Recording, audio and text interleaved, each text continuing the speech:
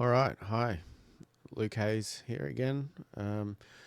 Now, just gonna go through um, this Notebook LM on 46 sources about my global whole system change, uh, mind's eye grand narrative, and aura of intelligence, and loads of different things.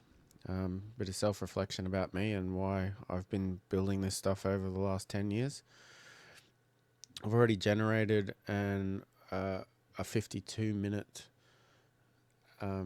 podcast with Notebook LM, and this is essentially the mind map that the Notebook LM will be talking about. So it's aura of intelligence. We got the core concept and vision. Basically, if you come, I'm going to make this notebook public. If you come into this, you'll be able to explore these like that, or click on any of these, and that'll open up a chat with the AI, and it'll explain more detail. And then you can ask further, deeper questions from this chat box down the bottom here. So it gives you infinite granularity. You'll be able to dig into any of these sources over here. It was 47. It was 46 when I generated this podcast. I just added another website, quandamukafilmfestival.com, another one of my kind of local community initiatives, trying to tie the macro vision to the local action and helping people to tell stories, because I've got a story I want to tell, so why not share the know-how and the tools so that they can tell their stories as well.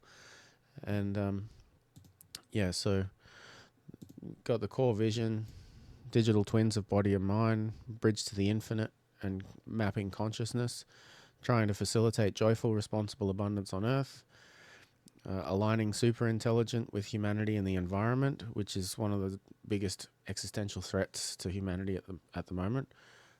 If a military or a big tech company that's only looking to generate profits, or defense, if an AI grows rogue with those as their parents, then we're in a lot of trouble. But if we have alignment with humanity and at core values and common sense,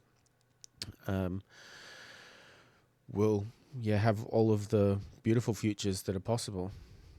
So I've been working on how to facilitate that through all of these projects here. GAJRA Earth, Global Association for Joyful Responsible Abundance on Earth, non-profit, partnering with Aura of Intelligence. It'll use the tech stack of Aura of Intelligence for free, whereas other people will pay for it. Volunteerism, extended reality technologies, custom digital wearable smart auras that will work in your mobile phones or your smart watches, or headphones and smart glasses, all that sort of stuff. Live Aid 2025 and 2035, on the 40th and 50th anniversaries of Live Aid, there's a theory of doing a world vote on core values through art, music, and a blockchain vote. Token economy on cryptocurrency, both meme tokens. So in your aura, eventually you'll own your data so well that you'll have multiple cryptocurrencies, some for games, some for relationships, some for governance, some for participation in all sorts of societal things, even shopping. And you'll be participating in decentralized autonomous organization governance. And so we're teaching you how to comprehend those. Gamified democracy, something I started the idea of more than 10 years ago. Trying to make democracy more stimulating and interesting and participatory. While with LLMs, if used correctly, we can uplift the concept of any idea eloquently. So might start with a brain fart, and then you put it into an LLM, a large language model, and tune that idea to a higher level of understanding, comprehension, persuasiveness, so that the conversation of governance lifts out of its combative and into constructive. So yeah, there's so many other ways: quantifiable, verifiable, moral reputations for leaders. As we come into a world where the people getting into government will start to be those who were born post-internet, so their understanding and idea of privacy is going to be very different from people who were born 20, 30, 40, 50 years before the internet was imagined. So there's going to probably be a polarity flip at some point where privacy is more like you have to pay to have privacy rather than getting privacy for free. It's hard to understand how it'll actually happen, but there will be some kind of a polarity flip there. Then virtual realities, mixed reality simulations, multi-agent systems, gamified impact. 500 Queens Venture Capital I came up with when I realized in the startup world that only 3% of venture capital worldwide is given to women-led startups. So yeah, it was about trying to brainstorm a way to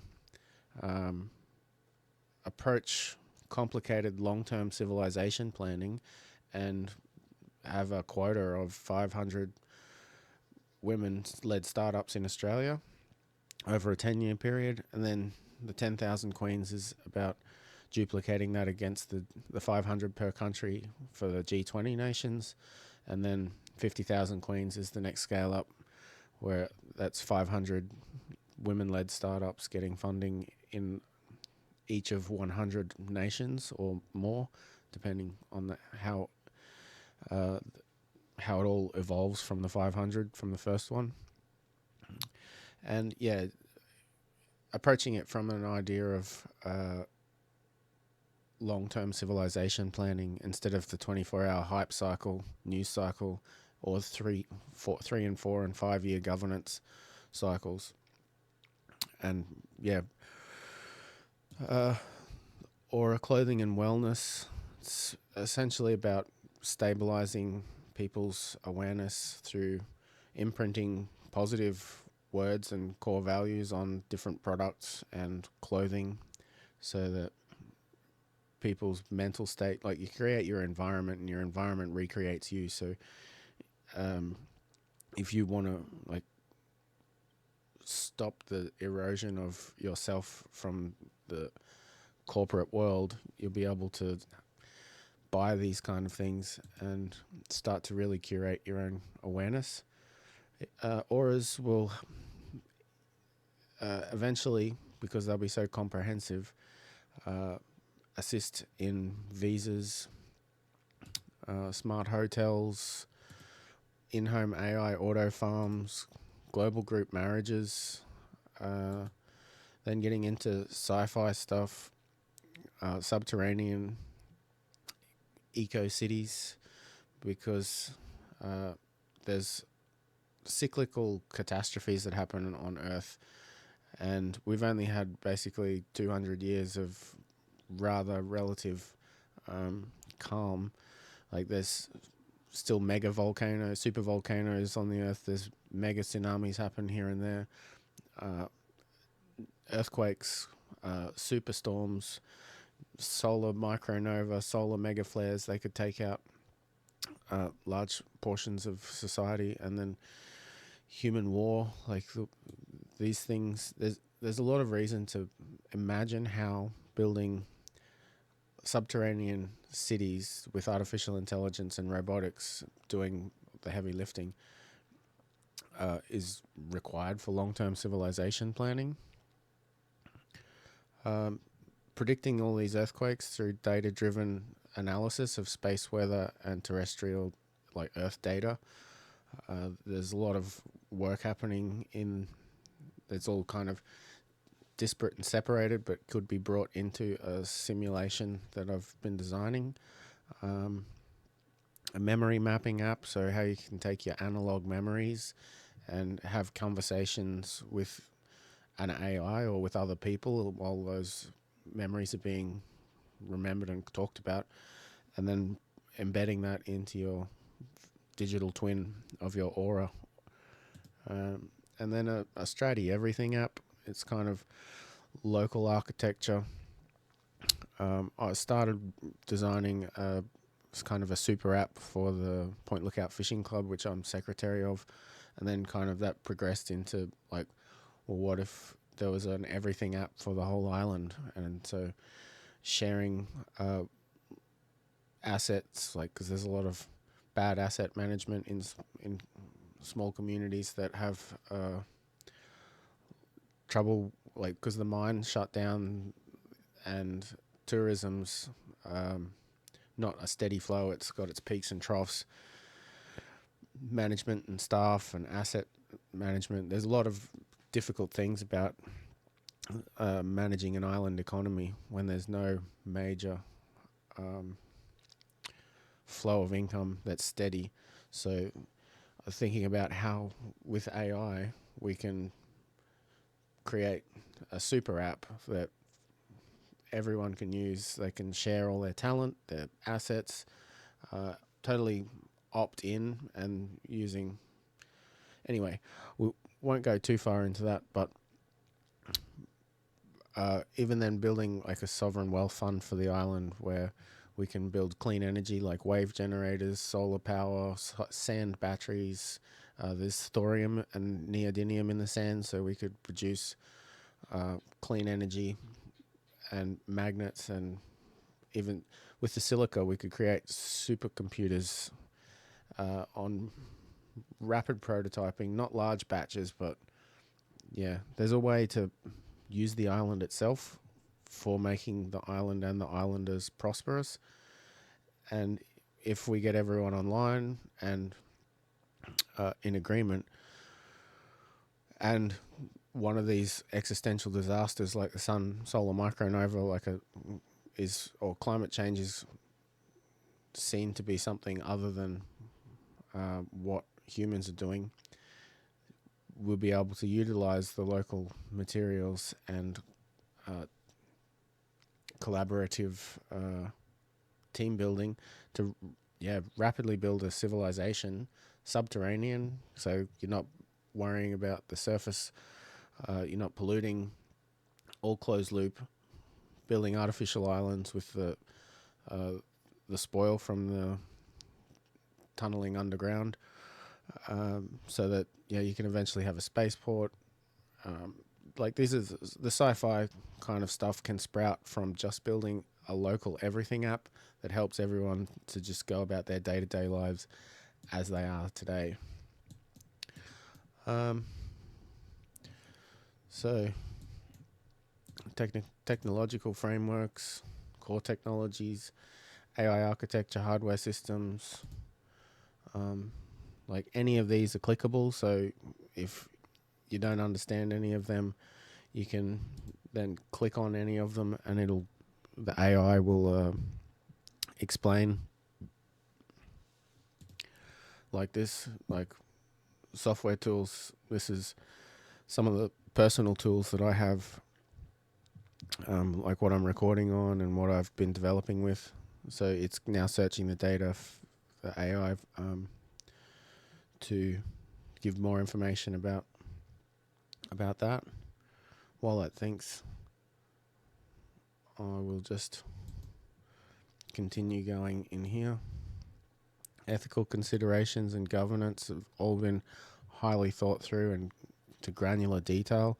You can click on any of these. Then there's a bit about me and how I grew up, where I've been, what I've done. You can ask questions of that.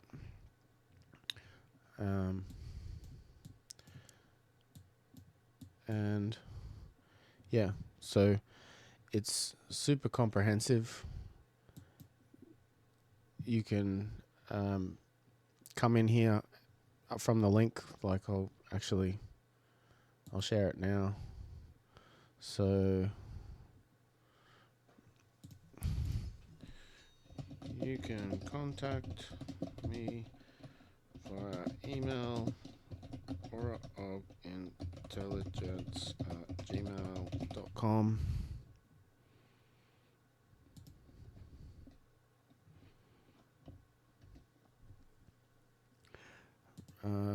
Anyone with a link, full notebook.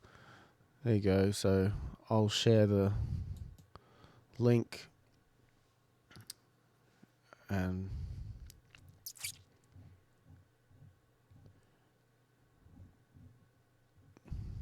key software tools and platforms. There you go. Game engines, XR development, Unity, 3D modeling, programming languages, AI, ML, databases, developer tools, software, guiding principles.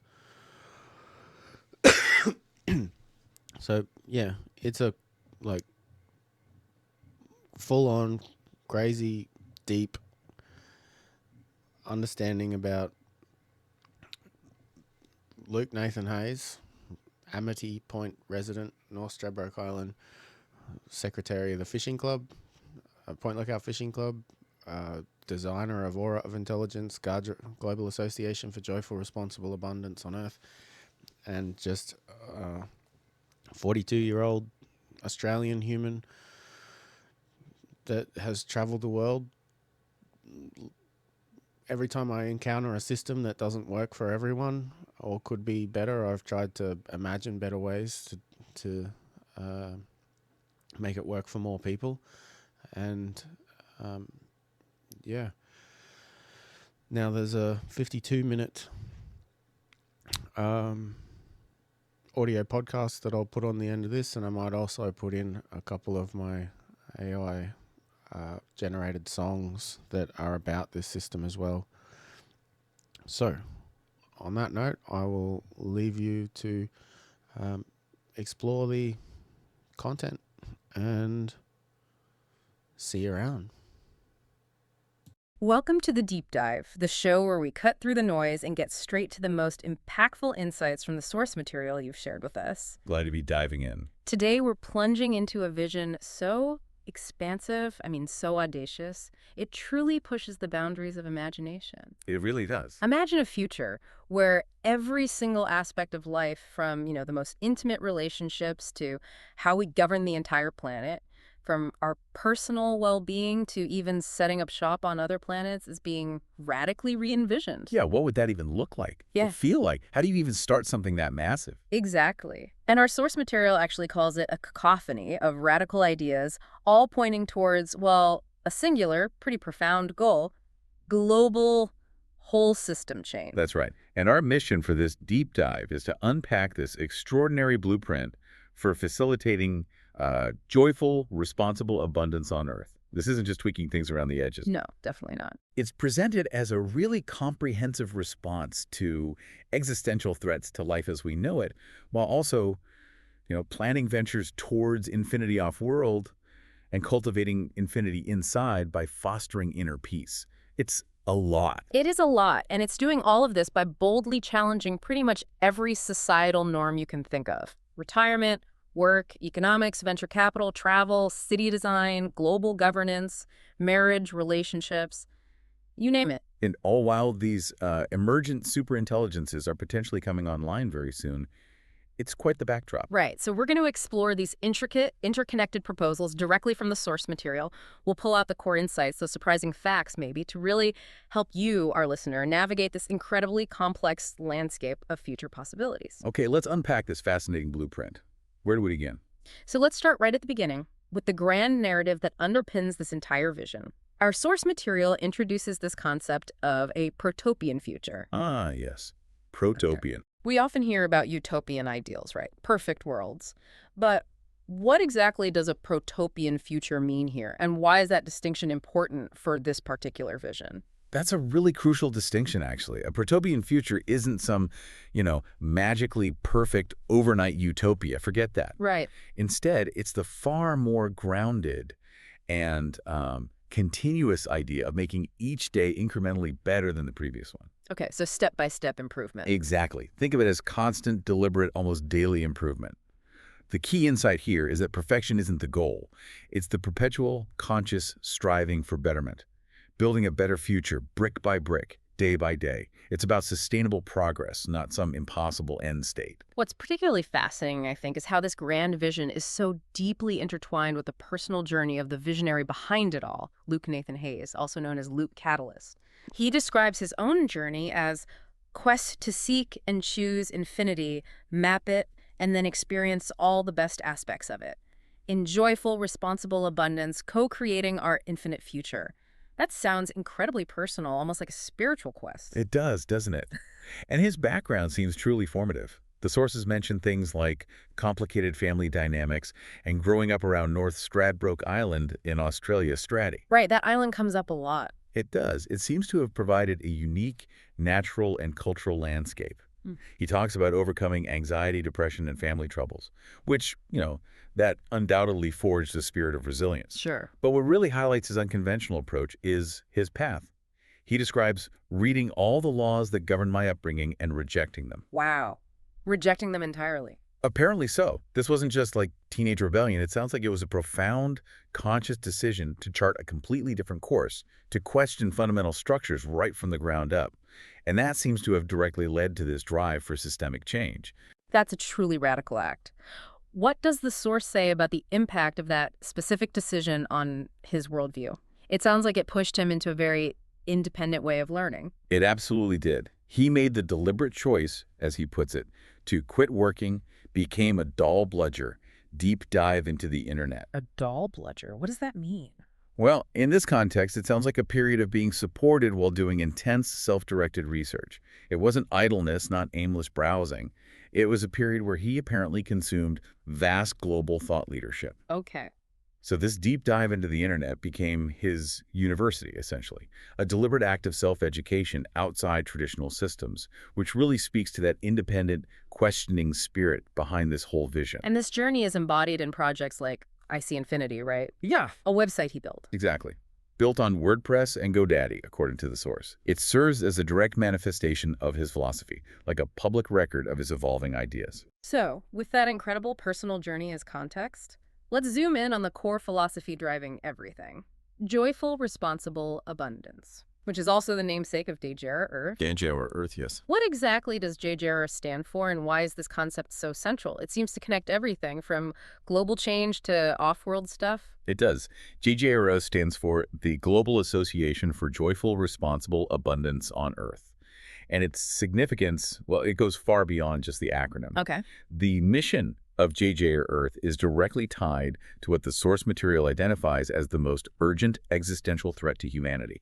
And honestly, this might surprise a lot of people. Okay, I'm intrigued. Given all the headlines about climate change, pandemics, wars, what is this most urgent threat, according to this framework? The source states it pretty unequivocally. Mhm. The most urgent existential threat is not climate change, pandemics, or war.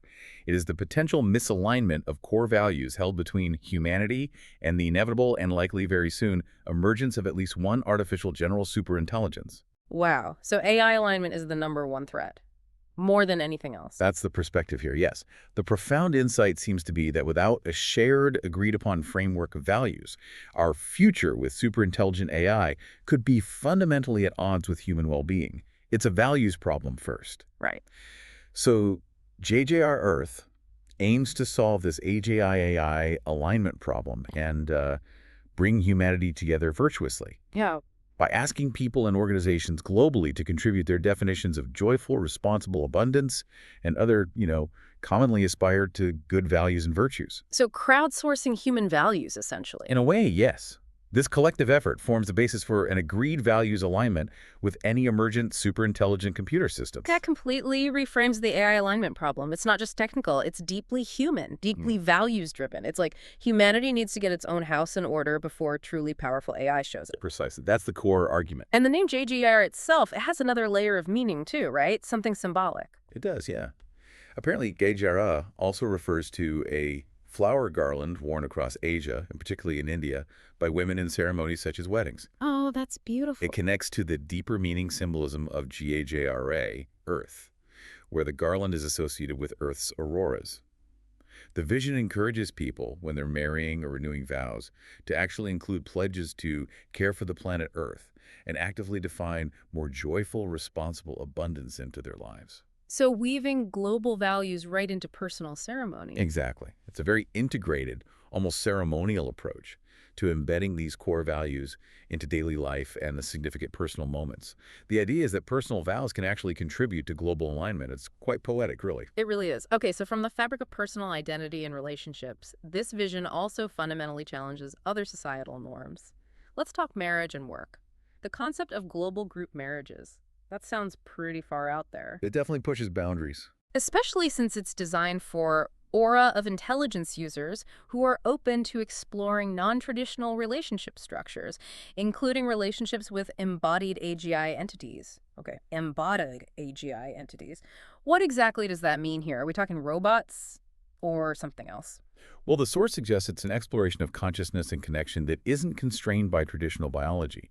It seems to mean extending the concept of relationship beyond just human to human, Okay. to encompass advanced AI that could have a distinct, maybe even physical, presence in people's lives, functioning potentially as a full partner within these group structures. Wow, a partner, an AI partner. That seems to be the implication being explored. The visionary's personal perspective gives some context. He states he cannot fathom even attempting to love only one person for the rest of my life. Right. And this is apparently driven by looking at divorce statistics and wanting alternatives to traditional monogamy. He wants to explore my far-out concept of global group marriages with hundreds of people from all ethnicities, countries, and religions, to see how much ethical non-monogamous love can do to facilitate more joyful, responsible abundance on Earth. It's a systematic exploration of love itself on a global scale. And it sounds like joining these group marriages isn't just a casual sign-up, it's incredibly rigorous. Oh, far from casual. This isn't about, flings. It's presented as being about deep, committed, multi-person relationships. The membership application requires proof of identity, criminal checks, comprehensive medical and personal statements, a family and cultural overview, even financial transparency. Full transparency. Absolutely. And, crucially, there's a zero-tolerance policy against any form of dishonesty. That includes exaggeration or understatement, misleading information, or omission of crucial details. The key insight seems to be this absolute commitment to radical transparency and trust as the bedrock for such complex relationships. And the aura of intelligence, this digital twin, we'll talk more about it, plays a key role here too, like a moral compass. Yes, the source describes it as a bastion of your deepest values and a guardian. How does that work practically? Does it, tell you what to do Right. or stop you? And what about the ethics of an AI acting in such a personal, moral capacity? It's positioned as both a guardian and a guide. It's designed to ensure your actions resonate with the virtues you cherish and empower your own conscience. The source mentions it using biosignature monitoring. Yeah, signatures, like heart rate and stuff. Potentially, yes. Yeah. Analyzing physiological responses for authenticity. Think of it like a sophisticated biofeedback system, checking for internal consistency between your stated values and your, maybe, unconscious reactions. Okay. The goal isn't presented as control, but as providing a deeper layer of self-awareness and accountability, ensuring that in these complex dynamics, you stay aligned with your own moral code. It's about empowering your conscience, not replacing it, by giving you feedback on your true state. That's a fascinating blend of tech and ethics, right at the most personal level. And beyond relationships, the vision also reimagines work and lifestyle. The visionary's own choice to quit working for a while to do research challenges. The whole idea of a linear career path. What does this imply for the future of work in this framework? Well, that personal choice, prioritizing deep learning over conventional employment, seems reflected in the proposed organizational structures within the vision. How so? They advocate for really progressive policies like hybrid work options, a strong emphasis on healthy lifestyle and time management, and a very sensible policy. If you're unwell, don't go to office.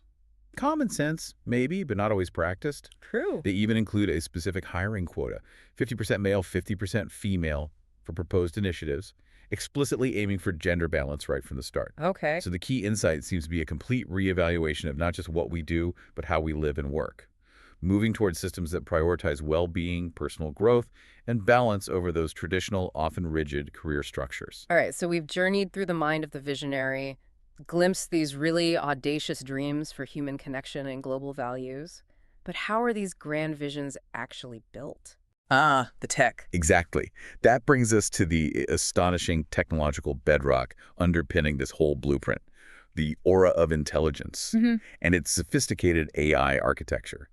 These seem designed to bring these seemingly impossible ideas into reality. Let's start with the aura of intelligence, this personal digital twin concept. What exactly is it? What's its core purpose? So, the Aura of Intelligence is defined as a custom digital companion AI and also a holistic health system.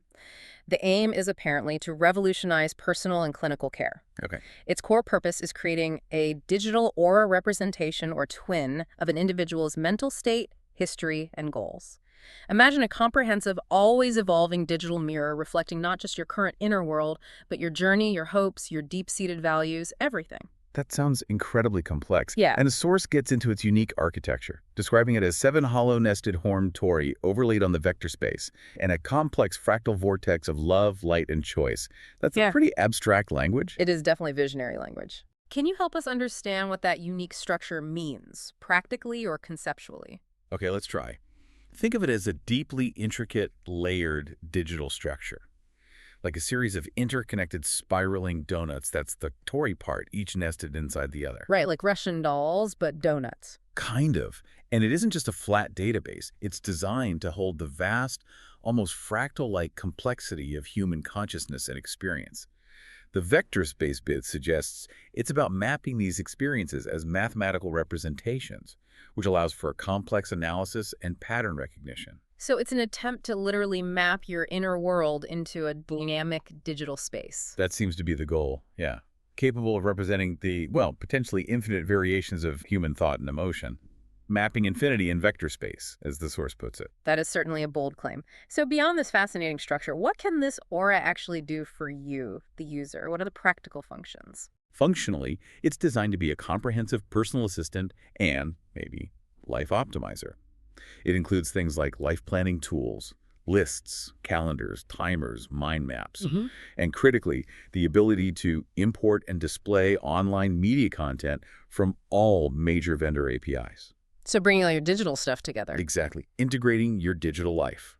It also has to be mobile ready and headset ready for VR configurations so you can have immersive experiences of your own digital twin. Oh, And users can even apparently install and tune machine learning algorithms within their own aura, which suggests a high degree of control and customization over their personal AI. okay, but with a digital twin mapping your entire inner world, privacy is going to be a massive concern, right? How is that addressed? Absolutely. And privacy is presented as a paramount consideration, designed right into the architecture from the start. Ah, That layered model with the 7 nested tori means the inner layers are highly protected and encrypted, while the outer layers are more accessible. okay. Layers of access. Exactly. It offers a flexible and secure way to handle sensitive information. And crucially, users are given direct control to lock or anonymize specific memories. So you can curate what aspects of your digital twin are accessible. You choose what to share, even with yourself, in a way. Sort of. Yeah. And the system is also explicitly built in consideration of WHO guidelines, particularly for vulnerable populations. Mm. So it highlights a strong ethical and privacy-first approach. That's a thoughtful, granular approach to data control. What are the envisioned use cases for this Aura system? It sounds like it could be applied almost anywhere. You're right, the vision is incredibly broad. It really demonstrates its potential applicability. The Aura system is envisioned for applications ranging from luxury health retreats or multinational hotel and spas, providing personalized wellness experiences, Yep. to regular travelers, maybe with plug-and-play hardware kits for seamless global transitions. It's also specifically designed for critical societal needs like aged care and dementia auras. That's interesting. The sources even note the global dementia stats, over 55 million cases, highlighting its potential to provide compassionate, personalized support there. Huge potential impact. And beyond that, it extends to broader applications for school, middle school, high school, entertainment, corporate, and government auras. It suggests a truly universal digital companion across all sectors of life. Okay, moving beyond the personal aura, the vision relies on even more sophisticated AI systems.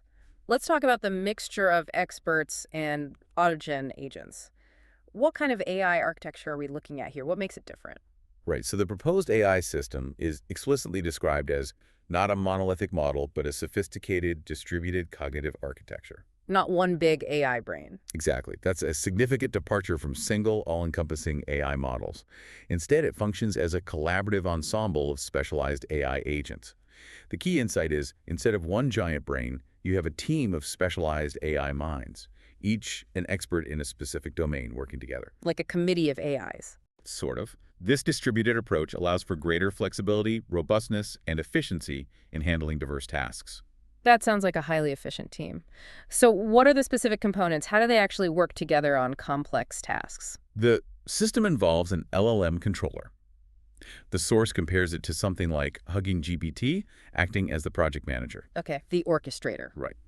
This controller, alongside a mixture of experts, MOE, large language models, and various autogen agents, is designed to assess incoming requests or scenarios, defines the necessary functions, and delegates tasks to the appropriate expert or autogen agents. Can you give an example? Sure. Imagine you ask it to plan a complex event. The controller breaks it down. Venue booking goes to one agent, catering quotes to another, guest list management to a third, maybe drafting invitations to yet another. Got it. Division of labor. Precisely. And there's also a continuous feedback loop where agents learn from their responses to improve task delegation. So the whole system gets smarter and more adaptive over time. That sounds like a lot of automation, though, which brings up safety and alignment again. Is there a human-in-the-loop component to keep things on track ethically and prevent weird AI stuff like hallucinations? Absolutely. The source emphasizes this as a crucial safeguard. Human reviewers provide the final layer of oversight, Okay, good. which is vital for mitigating risks like AI model hallucination, where the AI just makes stuff up confidently. This human element ensures alignment with nuanced ethical standards and allows for those subjective judgments that are still really hard for purely automated systems. So humans still have the final say. It's a deliberate design choice to maintain human control and values. Even with advanced AI, the ultimate authority rests with human discretion and ethical review. That's reassuring. And we even have a practical application mentioned, right? The Aura Startup Assistant GPT. How does that show the power of these advanced systems in the real world? Yes, the Aura Startup Assistant GPT is specifically mentioned for various practical tasks. It demonstrates the immediate utility of this architecture. Like what? It's used for things like business plan formulation, website design, even generating creative content like poetry and image prompts. It showcases how these advanced multi-agent AI systems aren't just theoretical. They're designed to be practical tools for empowering individuals and fostering creativity in tangible ways, streamlining everything from business development to artistic creation. So a lot of this involves digital twins, AI, which naturally leads us to immersive experiences. How does this vision approach XR/VR development and data visualization? What's the technical plan for bringing these digital worlds to life? Well, the technical approach uses a pretty standard but robust workflow. Components of the Aura, for example, are first designed in 3D modeling software like Blender. Okay, standard tools. Then they're imported and implemented into real-time game engines like Unity. Unity gets a specific mention because of its robust support for XR and VR development, and they even mention Vive Pro headsets, which points towards high-fidelity, interactive virtual environments. So using game tech for these personal digital realities. Exactly. Leveraging those established gaming and 3D design pipelines to build these highly complex, personalized digital realities. What about the memory mapping app? How does that become an immersive experience? It sounds incredibly personal. Right, the memory mapping app. It's designed initially as a conversational interview UI.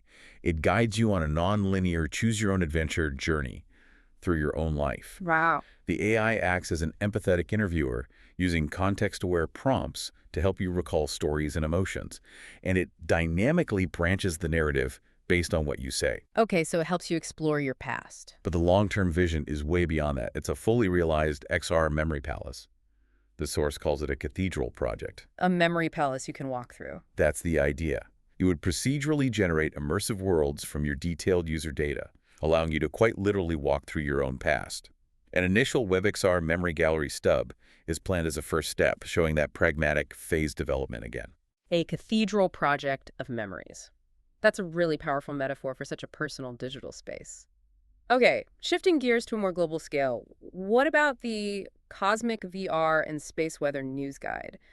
This sounds like a fascinating use of data visualization for, like, Societal resilience. Yeah, this system is designed to collect, process, and analyze data about solar terrestrial interactions, primarily for education and awareness. What kind of data? For data integration, it uses real-time data streams, Kafka is mentioned, and time series data storage with InfluxDB, handling a huge array of info.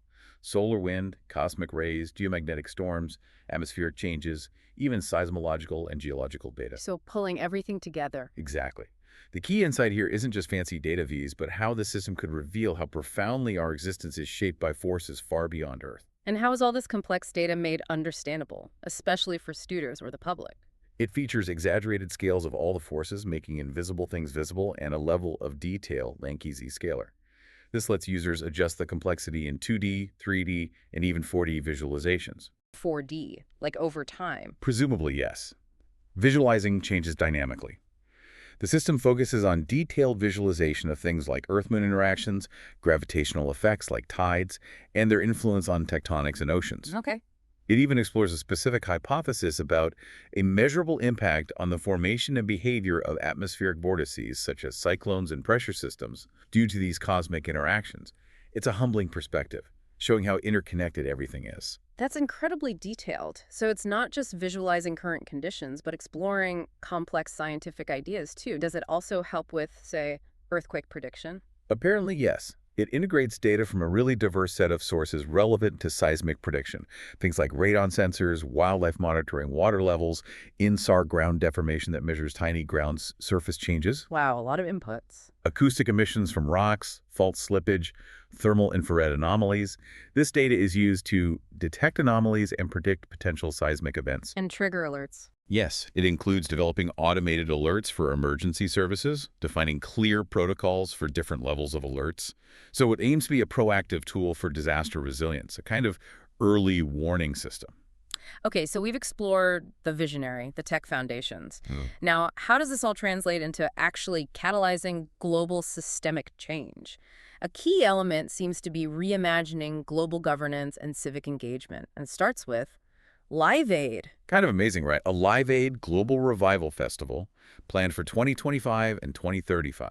What's the goal? Just a big concert. Well, they're planned for the 40th and 50th anniversaries of the original, aiming to break records in globally synchronized art and music over 3 days themed past, present, and future. But they're much more than concerts. How so? A core component is massive collective votes on core values and virtues. Global voting during a festival. Yes. The idea is to align humanity with itself, the environment, and those emergent superintelligent computers we talked about, fostering what's called the common sense of humanity's first age of wisdom.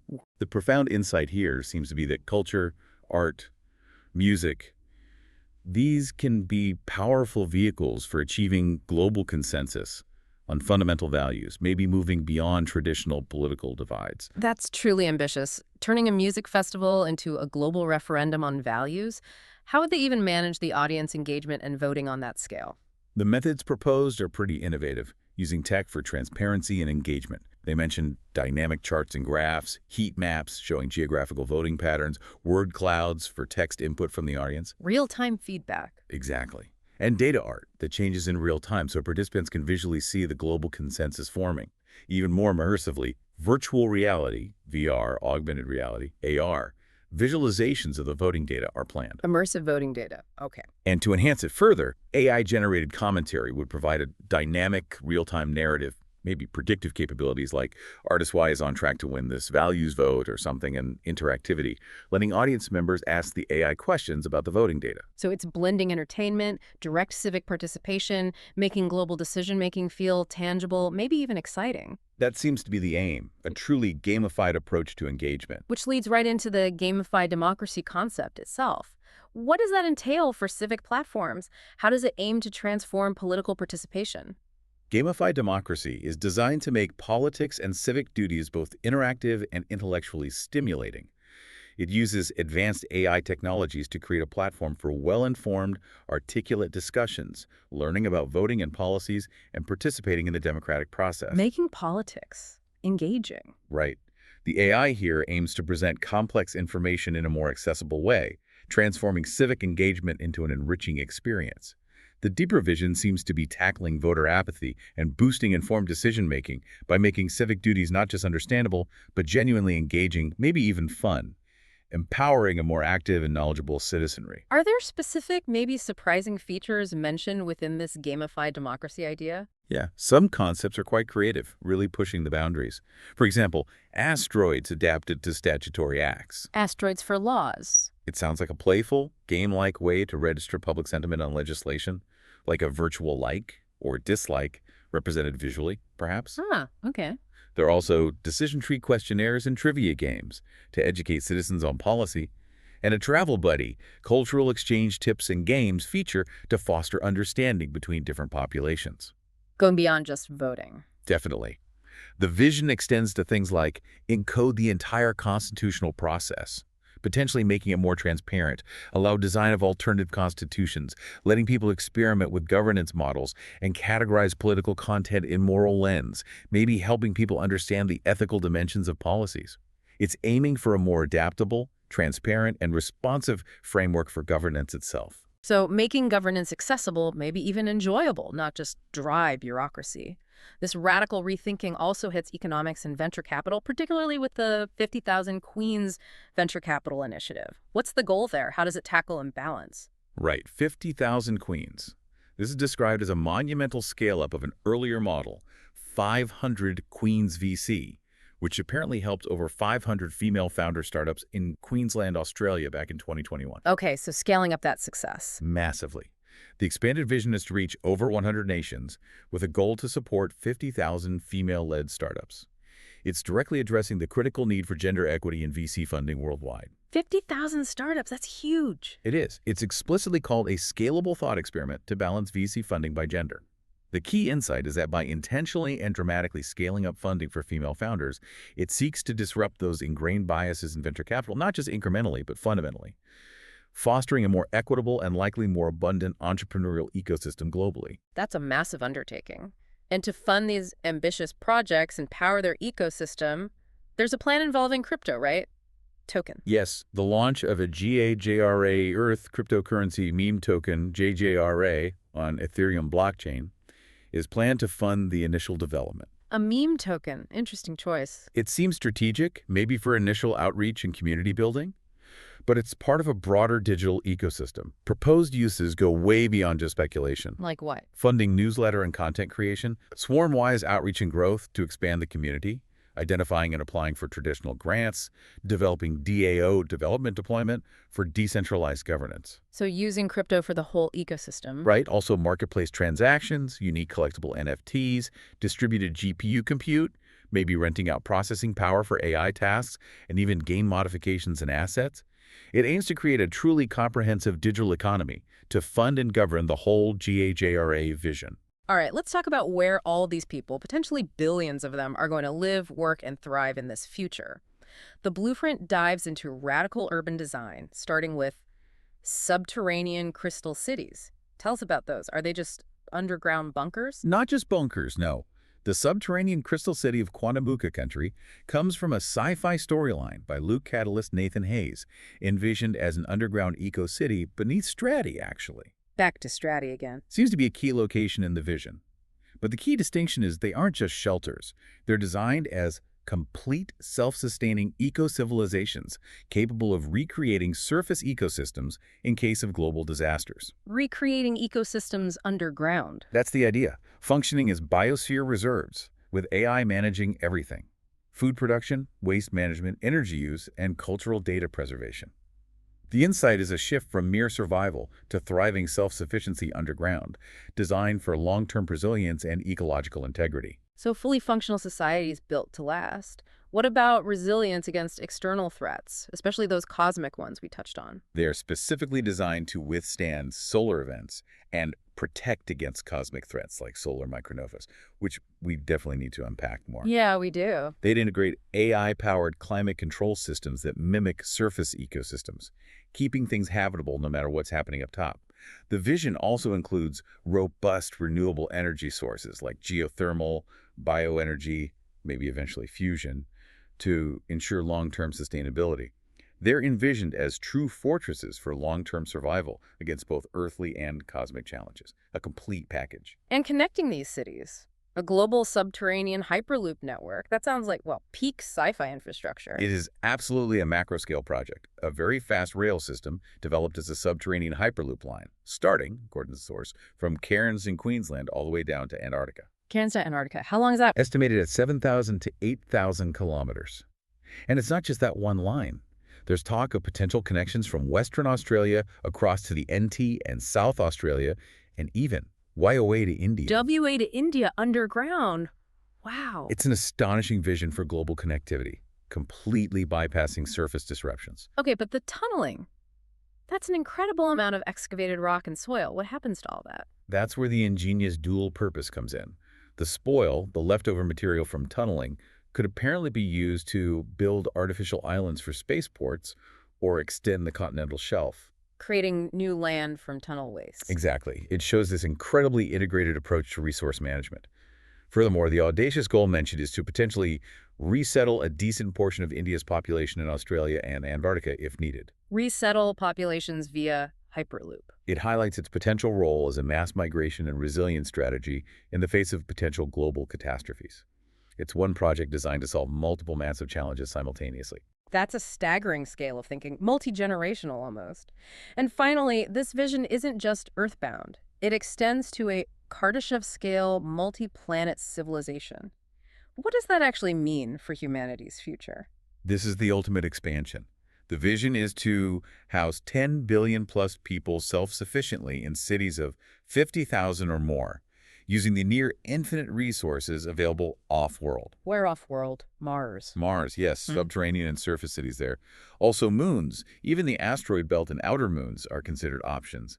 The source notes that escaping Earth's gravity well is the hardest part. Once you're out, the options expand massively. So embracing humanity as a multi-planetary species? Exactly, not just as a backup plan, but as a natural evolution enabled by technological abundance. How would you even manage scaling a civilization across multiple planets and moons, keeping it all coordinated and sustainable? You would apparently be managed with an AI-driven dashboard called the Kardashev Scaling Dashboard. The dashboard for galactic expansion. Pretty much.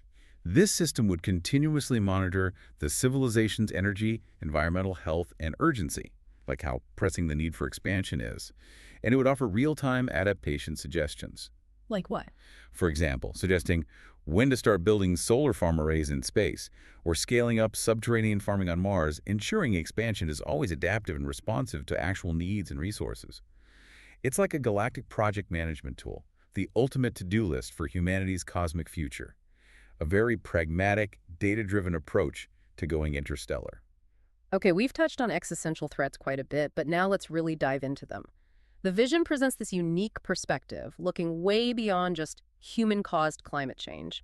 It posits an even bigger climate cause, the sun and its place in the galaxy. This takes things to a whole other level, doesn't it? It really does. Mm-hmm. The source describes the next extinction-level cycle of events is approaching, and it suggests this is influenced by galactic long cycles and something called the polarity flip of the galactic equatorial plane. Galactic polarity flips. Yeah. This is presented as a scaled-up version of what our sun does with coronal hole streams, which NASA maps with its ENLIL spiral model. The key insight here is that our planet's climate, maybe even its geology, might be far more influenced by these huge cosmic forces our solar system moving through the galaxy, the sun's own deep cycles, than we commonly acknowledge. It's a cosmic dance of energy and fields with potentially huge impacts here. And central to this cosmic drama is the solar micronova. What exactly is that? And what are the potential consequences for Earth described in the source? They sound severe. Severe is putting it mildly. The concept describes how a galactic event like that polarity flip could cause nearby stars that see increases in extra-large megaflares up to micronova, essentially a smaller but still immensely powerful version of a supernova. Okay. This energy buildup in the region would then cause our own sun to build up energy over up to 200 years. Then a trigger point is reached and massive energy releases occur that cause rapid climate changes and chaos throughout the solar system. It's a truly catastrophic vision of solar activity. That is chilling. So what would Earth's response be? Geologically, atmospherically, what does the blueprint describe? It describes devastating global transformations.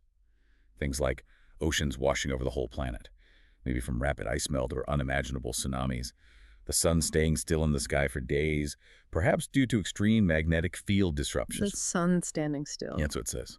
Also, magnetic polar shifts or total polarity reversal, solar micronova megaflares that change Earth's atmospheric chemistry, and even the ionosphere to arc discharged to the surface, setting off Earth crust displacement that shifts continents in moments. Continents shifting in moments. Wow. It even notes that large, low shear velocity provinces, LSVPs, those huge blobs deep in Earth's mantle, might indicate where new poles could form, citing India and Central America as possibilities. It's an incredibly dramatic, even apocalyptic scenario painted in the source. Planetary scale upheaval. And how do current trends in our own sun's behavior fit into this? Does it add urgency? Well, the source points out that our current solar cycle 25, peaking around 2025, is trending as more active than predicted. More active than expected. Right. This observation is used to add a layer of urgency and relevance to these longer-term galactic and solar cycle theories. The implication is, maybe we're seeing early signs of these larger forces at play, making preparation for such events seem more critical. Okay, so given these potentially cataclysmic threats, what are the concrete resilience strategies proposed? The sources mention 3 rapid actions, like pillars of response. Yes, exactly. Yeah. 3 rapid actions are proposed, moving from fixing things here to getting off-world.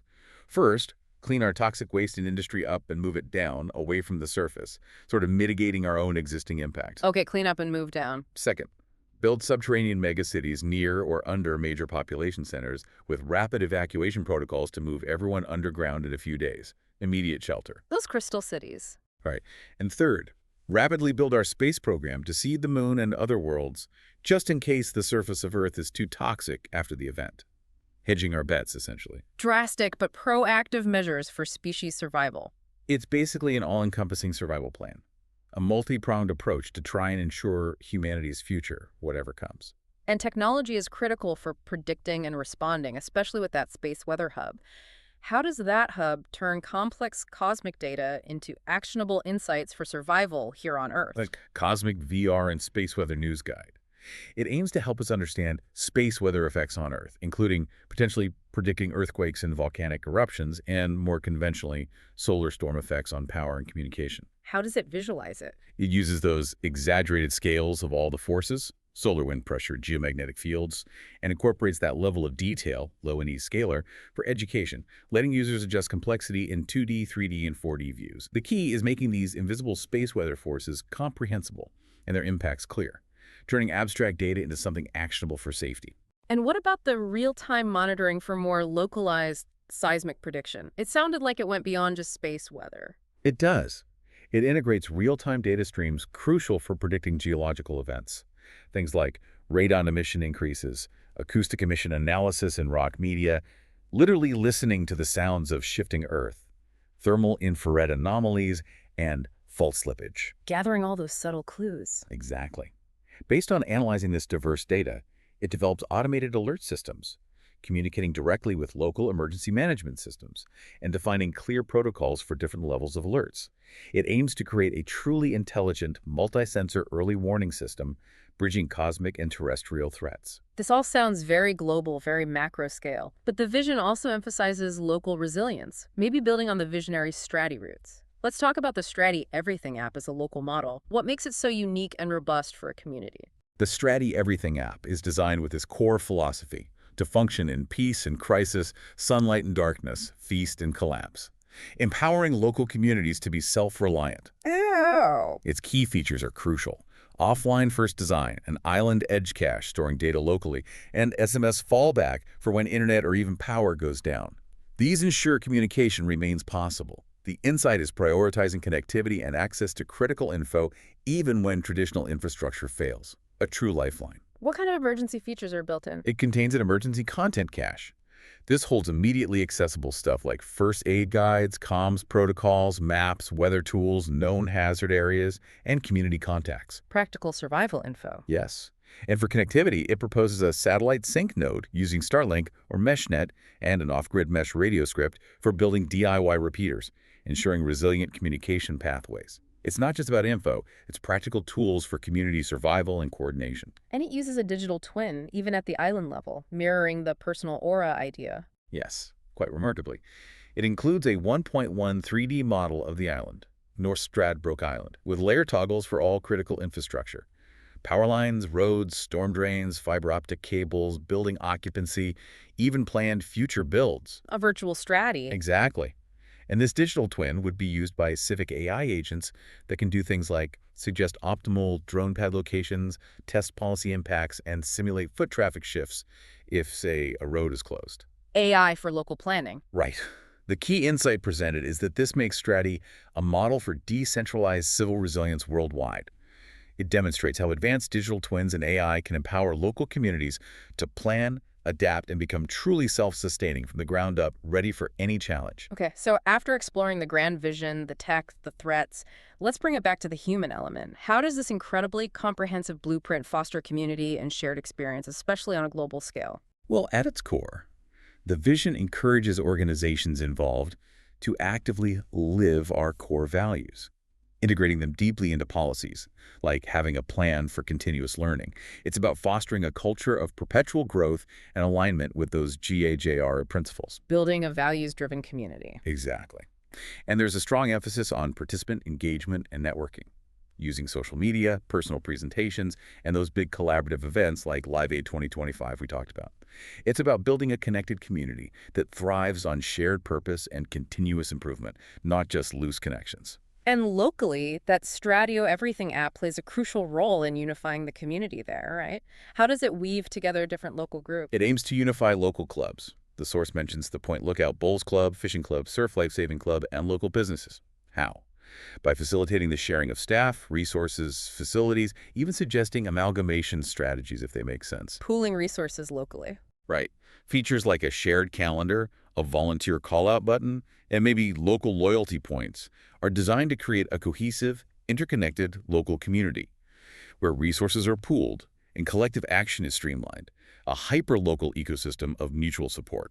What about multicultural collaboration? That's a huge challenge globally, but vital for joyful, responsible abundance. How does the blueprint propose bridging cultural divides? It promotes something called multicultural hackathons. These are designed to bring diverse groups together to innovate and learn from each other. What do they hack? They focus on art across a variety of mediums, exploring cultural themes and models of being, delving into relationships, families, and their evolution, and tackling practical things like how to do good business across cultures. The key insight is using shared creative and problem-solving activities to bridge divides and foster mutual understanding, creating empathy through shared experience. It's all about integrating these big ideas through collaboration. And what's really fascinating is how this vision isn't just in plans and systems, but it's also encoded into art and music. Tell us about the AI-generated artistry from the visionary. It's quite remarkable, actually. The visionary himself has apparently produced nearly 30 songs, including 2 AI albums, one specifically about North Stradbroke Island, and even a full-blown rock opera. A rock opera created with AI, seriously? Yes, created using GPT-3 for lyrics and Suno.ai for the music. It really showcases how AI can be a powerful and accessible tool for personal and visionary artistic expression. The insight is the democratization of creation, enabling complex projects with fewer traditional barriers. That's incredible. And there's even a Quandamuka Film Festival concept linked to this, encouraging AI in filmmaking. Precisely. It's envisioned as an indie film festival, specifically encouraging the adoption and use of generative artificial intelligence models to lower barriers to entry for first-time filmmakers. Making it easier to make movies. Exactly. Democratizing the filmmaking process, allowing more voices, more diverse stories, and visions to be shared with potentially high production values without needing massive budgets or traditional industry connections, unleashing new narratives. And to help those filmmakers, there's a film director AI assistant. How does that work? And how does it make sure human creativity and cultural authenticity aren't lost? This tool is described as providing a friendly, step-by-step story creation adventure for filmmakers. It uses AI agents for basically every stage: ideation, plot structure, character development, script drafting and dialogue writing, visual concepting and storyboarding, even sound design and music cues. AI does everything. Not quite. Crucially, human involvement is integrated at each stage. This is for ensuring cultural authenticity and providing feedback. The key insight is that AI isn't replacing the artist. It's positioned as a highly intelligent co-creator and assistant, amplifying human potential while safeguarding the unique cultural nuances and creative intent of the filmmaker. So the vision is literally expressed through poetry, too. Are there examples? How does that capture the philosophy? Yes, the sources include some powerful poetic expressions. One poem, apparently generated by the AI, talks about the magnetic soul stream, the red thread of fate, connecting all beings in a web of mathematical probability, but still emphasizing free will and being a divine co-creator of life. Deep stuff. Another poem called Resonance specifically describes elements of the vision: Live Aid 2025, superintelligence, chakras, Taurus spinning, global group marriages. It explicitly illustrates how the core vision and its complex concepts are woven into artistic expression, aiming for that deeper emotional and spiritual resonance. It's a very holistic approach, not just building systems, but expressing the soul of it through art. It really is holistic, but no grand vision, especially one this ambitious, comes without huge challenges. What potential obstacles are identified for this blueprint? The sources are quite realistic here, categorizing obstacles into obvious and abstract. It shows a clear-eyed assessment of the difficulties. What are the obvious ones? The obvious ones include, well, funding, naturally. The sheer technical complexity, especially that multi-agent AI system, and the offline sync needed for apps like the Strategy one. Regulatory hurdles across different countries. Competition, interestingly, it notes the Aura of Intelligence name has severe brand collision with other companies already using similar names. Ah, practical problem. Right. Also, user adoption, getting diverse populations on board, dealing with cultural and linguistic differences, and ensuring long-term sustainability of the whole thing. These are concrete, immediate hurdles. And what about the more abstract challenges, the less predictable ones? These include things like information overload in our fast-paced world, shaping public perception of AI, given all the anxieties out there, navigating potential economic downturns or crises, responding to unforeseen natural disasters, especially relevant given the focus on existential threats, and adapting to major technological advances or changes that could make current plans obsolete or open entirely new possibilities. These are harder to plan for, requiring constant vigilance. So, with all those diverse obstacles, what mitigation strategies are proposed to keep this massive vision on track? The proposed solutions are multifaceted, as you'd expect. They include a phase roadmap, start with an MVP, minimum viable product, then phase 2 focusing on community and hardware, then phase 3 aiming for an immersive prototype in 3 to 5 years. Sensible staging. Okay. There's also a call for a robust governance framework, which includes setting up an external ethics board and using a dynamic consent model to proactively manage ethical risks and keep users in control. Ethics board is key. Definitely. Other strategies involve diverse team recruitment to get varied perspectives, energy-efficient design and operation for sustainability, building in continuous learning and adaptation to handle those abstract challenges, and proactive outreach and relationship building with potential partners and stakeholders. And finally, what are the most urgent strategic recommendations? Things that need tackling right away, maybe even philosophical tensions within the vision itself? Well, number one seems to be immediate rebranding for Aura of Intelligence. The source calls this the most urgent and critical task because of that brand collision issue. It shows a pragmatic streak amidst the grand vision. Fix the name first. Makes sense. Beyond that, there's a really critical need highlighted: reconciling the inherent philosophical tension between the push for radical transparency, like the idea of building AGI 100% on the record, and the need to ensure a truly sacred and private user experience for individuals using things like the Aura. Ah, the transparency versus privacy dilemma. Exactly. That's a fundamental challenge that needs careful navigation for the vision to succeed. How do you foster collective transparency while safeguarding individual intimacy and inner life? It's a huge question. So what does this all mean for us, the listeners? We've navigated a truly expansive, maybe even overwhelming mind's eye vision today, from personal journeys, rejecting norms, to restructuring global society, all powered by AI and immersive tech. Yeah, this blueprint covers inner peace, ethical relationships, AI alignment, subterranean cities, multiplanetary expansion, all unified by this core drive towards joyful, responsible abundance. This deep dive really has revealed an incredible tapestry of interconnected ideas. Using advanced tech to tackle humanity's biggest challenges, from existential threats to just getting along better. It is a vision that suggests radical transformation is possible. And interestingly, it often starts with small local steps like the Strategy app that then ripple outwards into grand systemic change. It definitely challenges us to consider, If such comprehensive interwoven systems can be conceived, even just conceived, what is our own capacity for radical change? How might you, the listener, begin to explore or contribute to shaping such a protopian future in your own life or community? Yeah, what stands out to you from this vision? What unexpected connections do you see in your own world? It's a lot to think about. It certainly is. That's a powerful thought to leave you with. Thank you for diving deep with us today on The Deep Dive.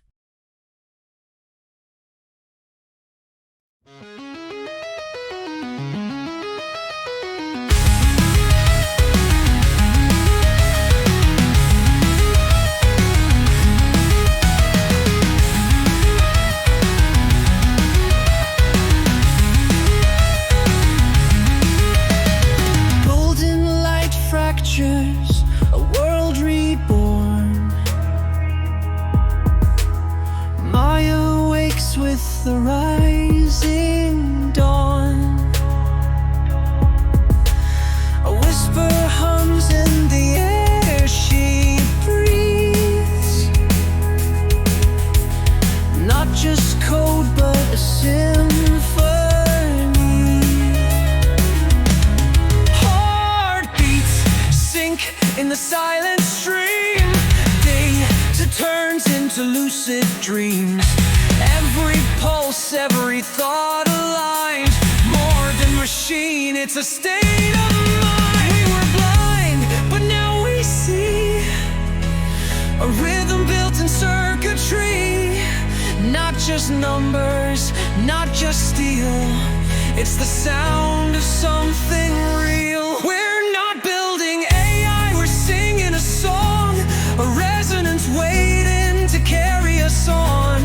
Not just a program, not just a name. A frequency rising, a world set aflame.